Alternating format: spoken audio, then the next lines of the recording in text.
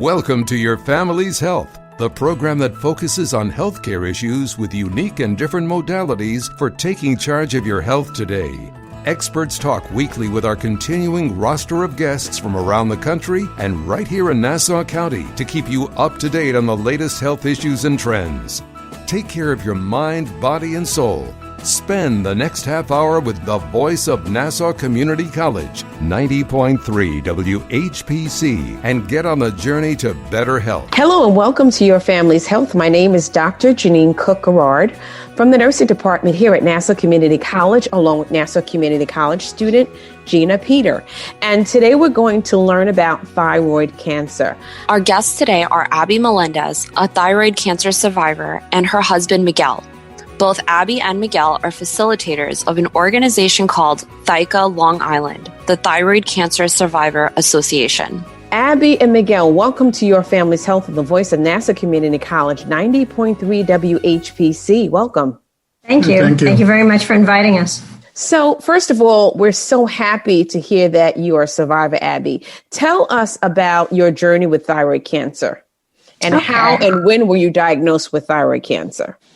Okay, well, back in 1998, when I was still teaching, I'm retired now, I was getting sick quite often, a lot of respiratory infections, and my primary doctor diagnosed me with allergy-induced asthma. He sent me off to an allergist, so I was waiting in the allergist's office. Before he even stepped into the office, he said, "Mrs. Melendez, the right lobe of your thyroid is enlarged." And that started the whole thing. I went back to my primary who said, yes, it is indeed enlarged. Went to an endocrinologist, had blood work done for thyroid panel, which was all normal, which I hear is very common for people who are subsequently diagnosed with thyroid cancer. But we continued going. I had something called an Uptake Scan, given a small dose of radioactive iodine. And your thyroid is supposed to absorb it, but that right lobe did not. It was a cold nodule. So that was indicative something was not right. I had a fine needle biopsy, which indicated likely benign, but suspicious cellular changes. I did not like that word suspicious. So I went on to a surgeon who said we could watch it, but it is starting to impinge on your trachea. And I said, get it out. Yeah. Wow. What kind of symptoms were you having that caused you to go to the doctor? Just being ill all the time, just getting upper respiratory infections. I had no symptoms that I knew of. You know, I didn't have a sore throat. I wasn't coughing a lot. I didn't have any swallowing problems. It was sort of an incidental finding. Wow. What treatment did you have? Did you have anything like surgery, radiation, anything like that? Yes, I ended up having, first, because it was not conclusive that it was cancerous, I went in for a partial thyroidectomy. And about 2.5 weeks after the surgery, I was diagnosed with follicular variant of papillary carcinoma. And I still had the other half intact, and I opted to get the remainder removed. I had a completion. There was no cancer on the other side, but I never regretted having the other portion out. I was treated with radioactive iodine. At that time, you were hospitalized, and that basically means they give you ingest radioactivity. So you have to be isolated. So I was isolated for 2.5 days, and then came home and started, medication, my thyroid hormone. So tell me about your thoughts about that day when you went in for the surgery. Tell me emotionally how you were.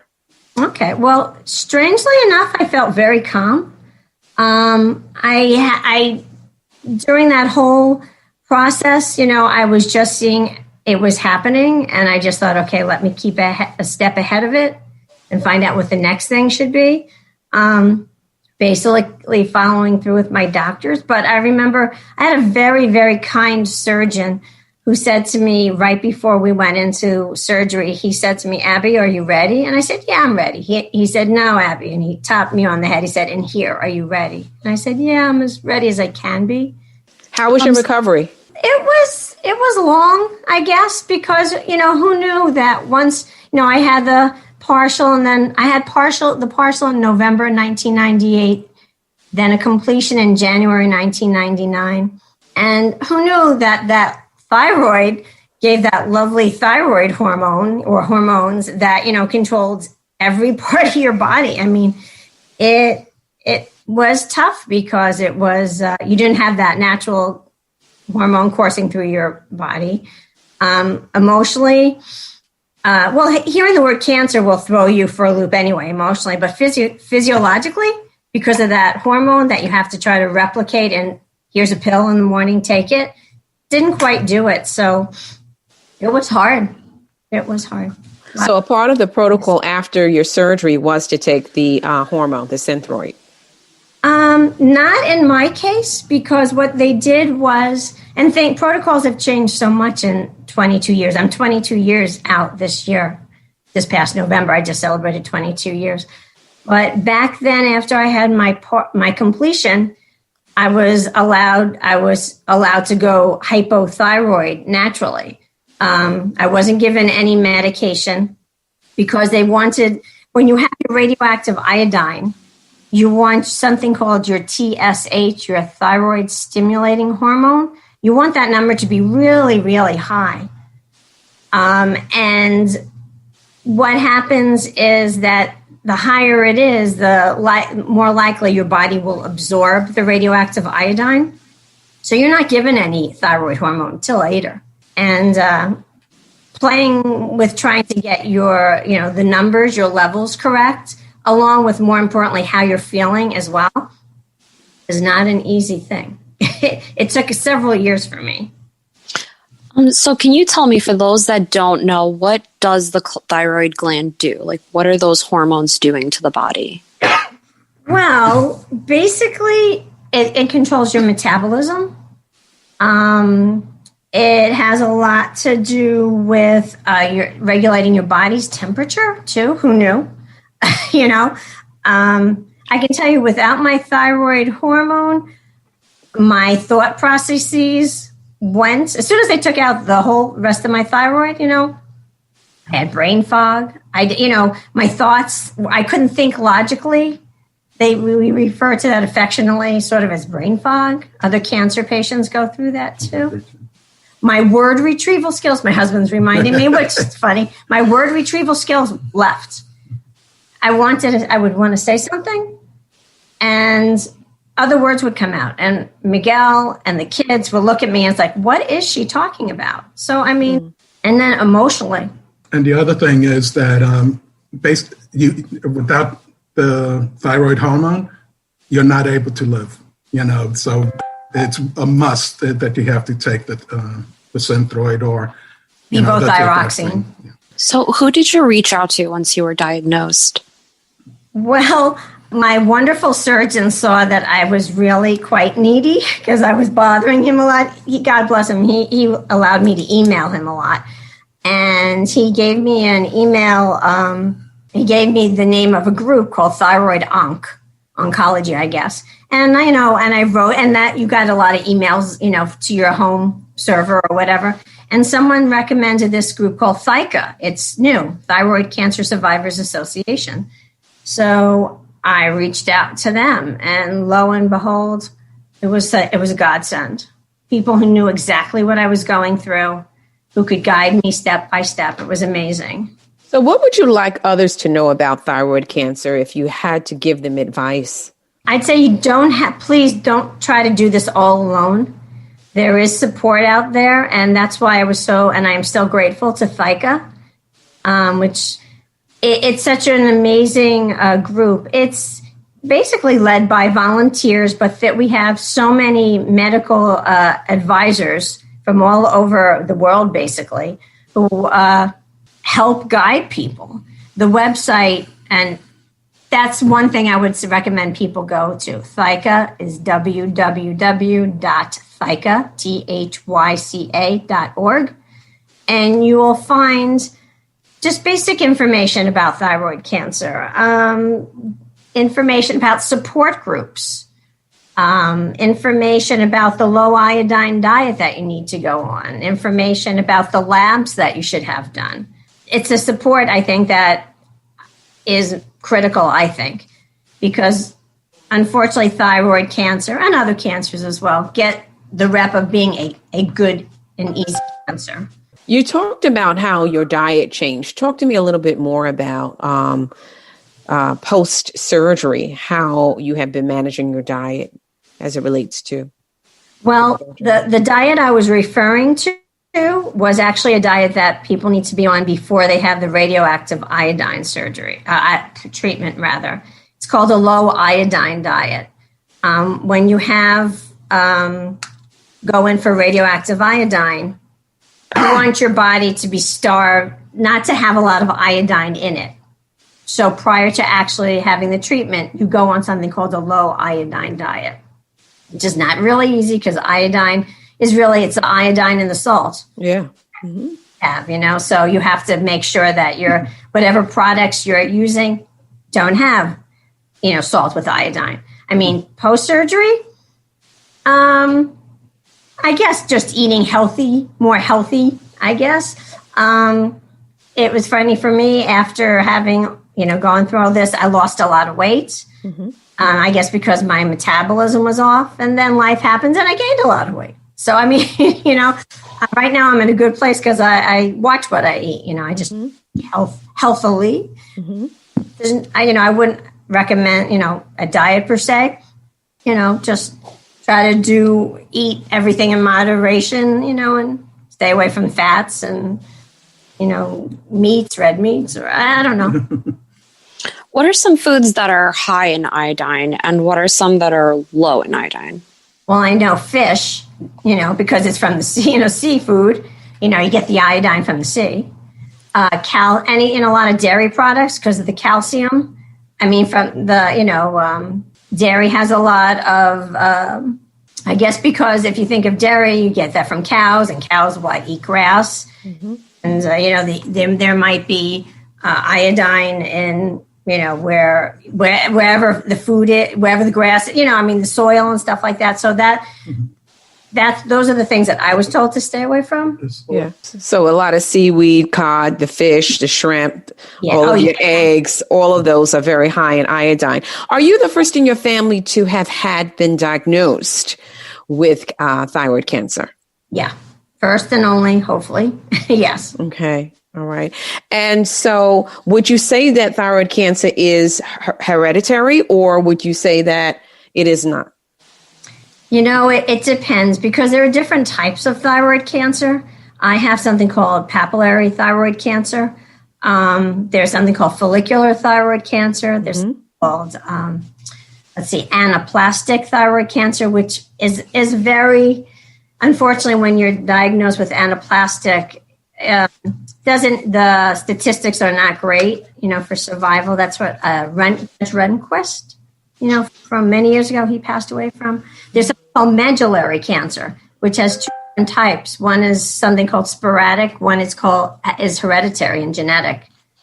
I am aware, though, of people who have had several members of their family have thyroid cancer. Is there some kind of predisposition? Possibly. But, that's something that I guess they're still studying. You're listening to Your Family's Health on the voice of Nassau Community College, 90.3 WHPC. My name is Dr. Jeanine Cook-Garard, along with Nassau Community College student Gina Peter. And today we're learning about thyroid cancer with our guest, Abby Melendez, and thyroid cancer survivor, and her husband, Miguel.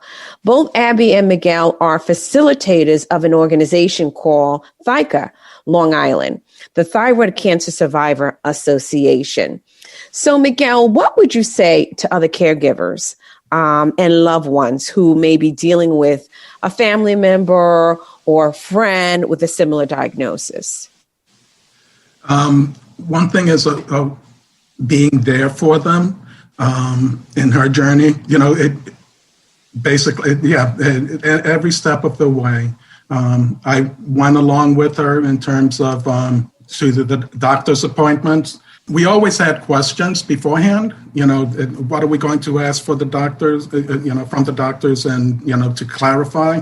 And so we would have our list and we made sure that we did ask. And then at the end, we would review, because each of us will hear something different or miss something. And basically, it's that aspect in terms of going through the journey of each doctor, especially newly diagnosed, and each new doctor, every step of the way. One of the things that I also did was step away. I know that Abby, when she was first diagnosed, back in the day, there wasn't social media. It was all in the internet, dial-up internet, and there was a lot of emails. And when she discovered ThyCa, she found that there were a lot of people that were there for her, and experiencing a lot of the symptoms that she was experiencing. So she was connecting with them. And I would try to study as much, up to that point in terms of her journey. What else do I need to know? What else is she going to experience?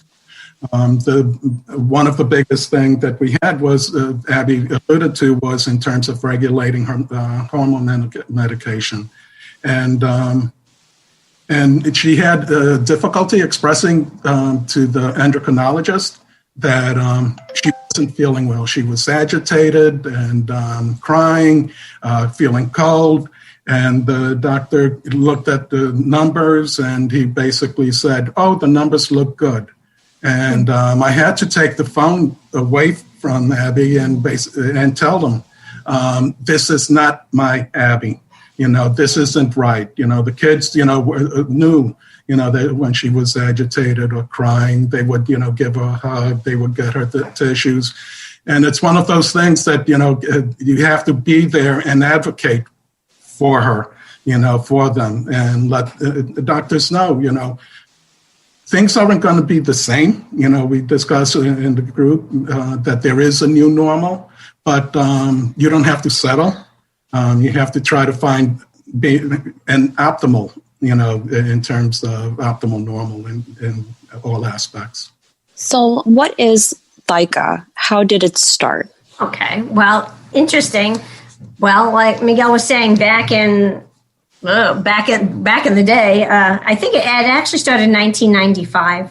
A woman, Karen Ferguson from North Carolina, was diagnosed with thyroid cancer, and she was looking for support. So through just looking on AOL, through internet, she found a group of people who were also diagnosed with thyroid cancer. And through AOL, they were able to start a nightly chat group for thyroid cancer. It was under something called Glenna's Garden. And that's how I actually started on with them. After that, one of the people she had contacted, I guess, through AOL, Rick Blake in New Hampshire, actually started the first support group. And then, like the following year, they started an email list group. And that's about when I found them, because that's when I was diagnosed in 1998. And things just snowballed from there. You got medical advisors, you got the conferences. There are now conferences, yearly conferences. In fact, we did it virtually this year. There were over 2,300 people attending, plus how many people?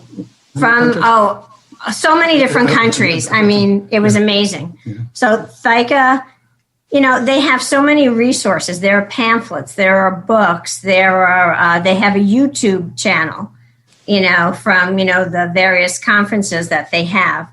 The books that they have are translated in different languages, and everything is sent free of charge to doctors, to patients, to family, to anyone who's interested. So it's an amazing organization.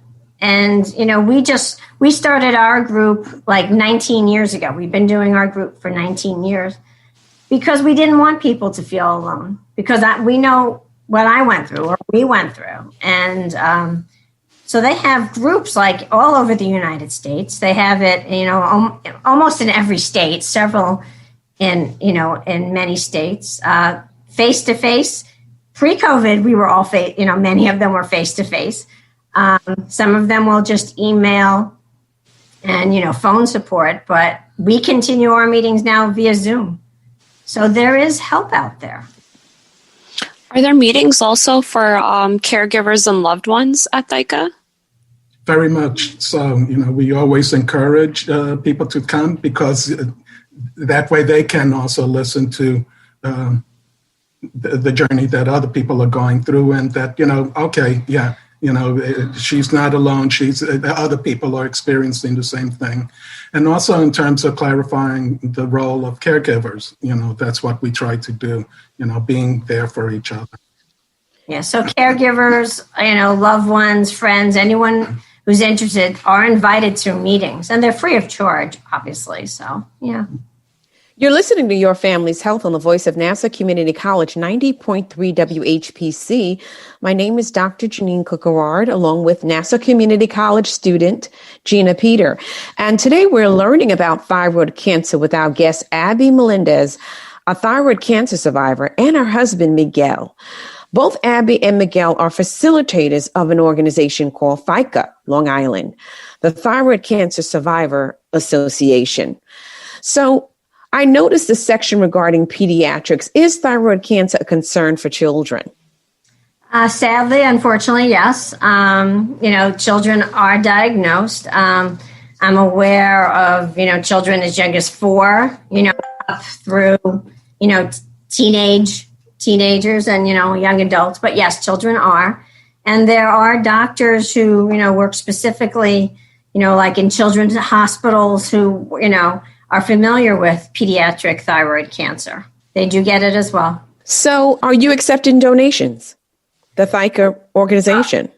Yes. The ThyCa organization would gladly take donations. In fact, a lot of the donations or funds that are raised go to educational programs such as the conferences that are put on, that helps to pay, defray for the cost of, the pamphlets and books. And also money is directed towards research. And every year, a certain amount of money is awarded to different doctors, who are studying cures or treatments for thyroid cancer. So, yeah, ThyCa.org. There's a lot of things to look there, and they have a section for donating. They have a section for support, pediatric. There's a lot of stuff going on at that site. So what are the plans for ThyCa? Do you guys have any special events, any ways that people can get involved?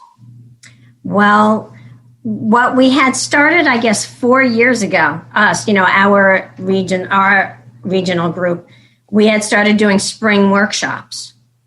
And when we were actually meeting face to face, we used to meet at North Shore University Hospital, in Manhasset, one of the Northwell, places. And we used to have, an 8 a.m. to 5 p.m. workshop.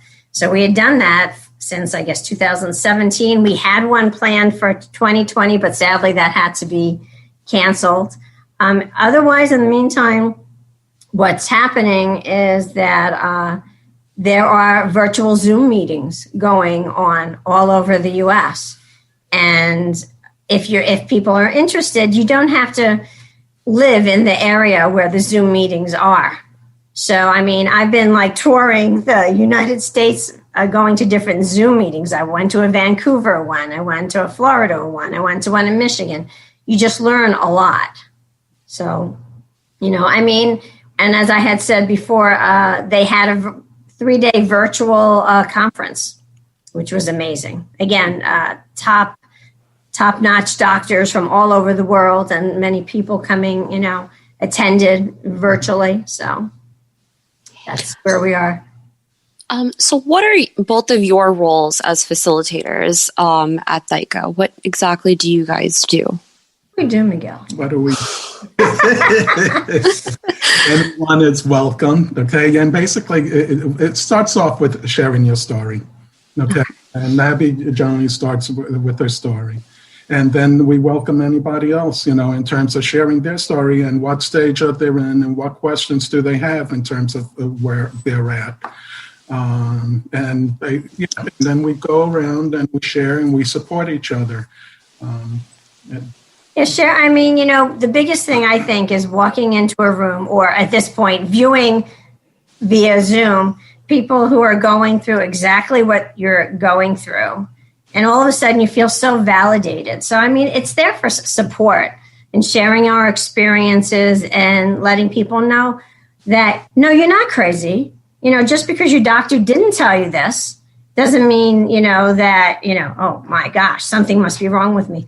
Lots of doctors learn, from their patients. And we're here to, advocate for patients and let them know, through knowledge, there's power, Okay, what's the one thing you want to leave our audience with when it comes to ThyCa? That you don't have to do this alone. Mm-hmm. There is support out there, and there are so many meetings available. Within the New York region, there's ThyCa Long Island, there's ThyCa Manhattan. I mean, those are, the close ones. But, they're all over. That I would add is in terms of for anybody who's concerned, do they have ThyCa, thyroid cancer, is have your neck checked, which is something that sometimes is missed by doctors, like it happened with Abby in terms of primary care. It's your physical, and that's something that should be checked. I believe dentists also do check, because it's the upper body, the neck, and anybody, just ask your doctor, check your neck. And those who know how to feel for it can find that there may be something, wrong, and then just start the process. Not that everything, if there's something wrong with the thyroid, doesn't necessarily mean that it's going to be cancer, but, at least you'll be following up and making sure that you get treated appropriately. Excellent advice. Okay, what is your website and how do we contact you? Okay, well, to reach me or to reach us, our email would be Long Island, LONGISLAND -NY @ThyCa.org. The ThyCa organization is www.ThyCa.org. That's the website. And there is a toll-free number, which I'll share also. It's 877-588-7904. Thank you so much for being here. Abby Melendez, a thyroid cancer survivor, and her husband, Miguel, who are facilitators of the ThyCa Long Island, the Thyroid Cancer Survivor Association. We hope you stay safe and continue to do great work. And thank you for being our guest today. Thank you. Thank you. This is Dr. Jeanine Cook-Garard from the nursing department here at Nassau Community College, along with student Gina Peter. And we want to thank you for listening to this week's edition of Your Family's Health. We'd like to get your feedback on your family's health. Send your comments by emailing them to whpc@ncc.edu. Podcasts of today's show are available on iTunes, Android Podcasts, and Spreaker. This program was produced at the studios of Nassau Community College in cooperation with the nursing department. Join us next week for another edition of Your Family's Health on the voice of Nassau Community College, 90.3 WHPC.